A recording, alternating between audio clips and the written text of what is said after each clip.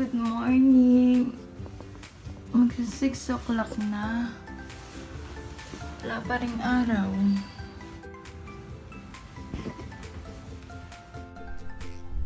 Good morning! Wala akong ginagawa sa umaga.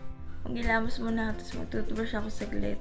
Tapos, inom na ako ng apple cider. Nasa tabi ko na rin yung aking pang-workout. Prepare mo na ako ng apple cider.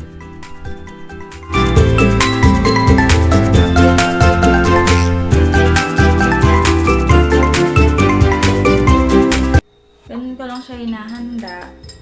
Yung water na may chia seeds, yun na yung ginagamit kong pang timpla. Tapos, inumin ko siya, then magbibihis ako ng pang-workout. Tapos, mag-HIIT workout ako ng 15 minutes. Tapos, magluluto na ako ng breakfast.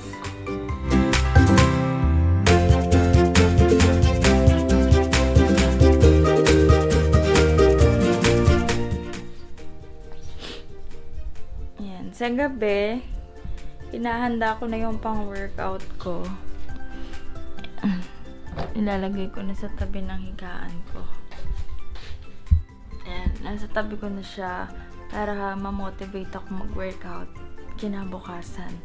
Kasi yun agad yung makikita mo kapag kagising mo, nasa tabi mo lang yung pang-workout mo. It reminds you na mag-workout ka for today. Bibihis na ako and mag-workout. After ko mag-workout, magluluto na ako ng breakfast.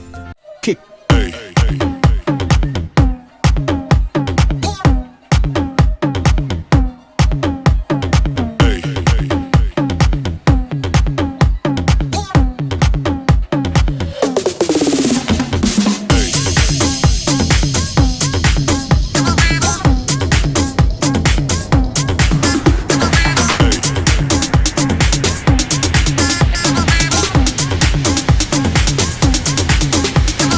Everybody shake it, baby.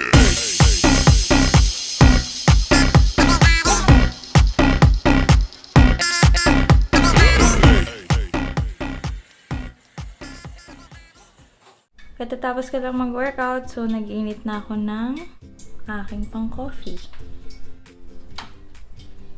Yan. Then, magluluto na ako ng egg.